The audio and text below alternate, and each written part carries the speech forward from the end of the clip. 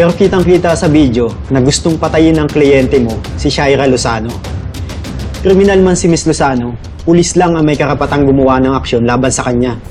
Nilabag mo ang batas, Miss Rodriguez. It's attempted homicide at best.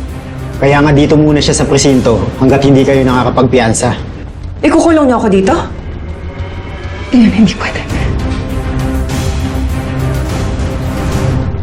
Gusto ko lang ng tahimik na buhay para sa ating lahat.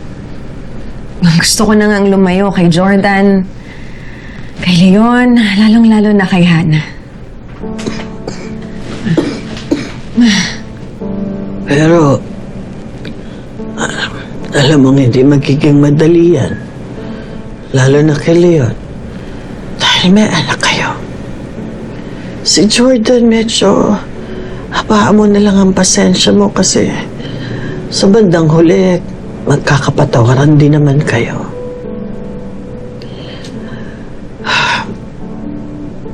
Pero itong si Hannah, ewan ko.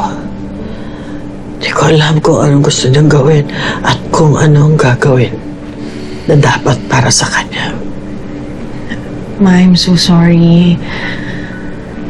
Hanggang ngayon, nadadamay pa rin po kayo sa issues ko.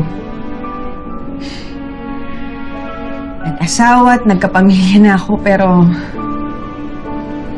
dito pa rin kayo pa rin tinatakbuhan ko. Ganun talaga. Ganun talaga, anak.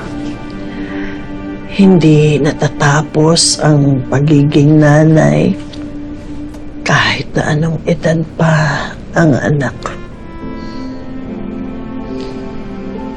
Hindi ko kakayanin, Ma, kung wala ka. Kailangan na kita, Ma, ha? Of course, di kita iiwan. Don't cry. Hindi ko kakayanin talaga. Mama is strong. Albi. Sorry, na-late na yung dinner ninyo. May breaking news kasi, nakakaloka. Ano yung breaking news na yan? Si Hannah, tita. Inaresto dun sa event nila.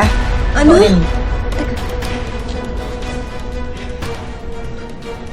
Teka, sandali.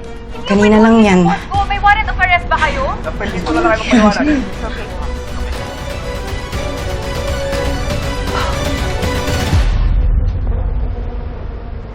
Dayan, I need you to get me out of here. Don't worry, I'm on it. Kailangan mong alamin kung saan nanggaling yung video na yun. And who did this to me?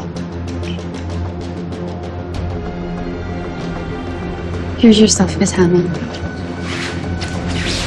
Thank you, Miss. You too may go, thank you.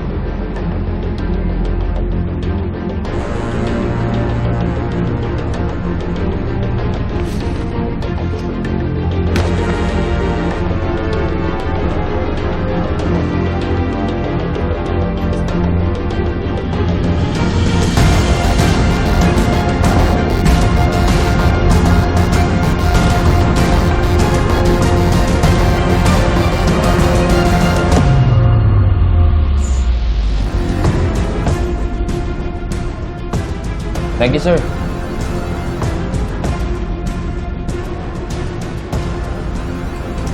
Miss, excuse me.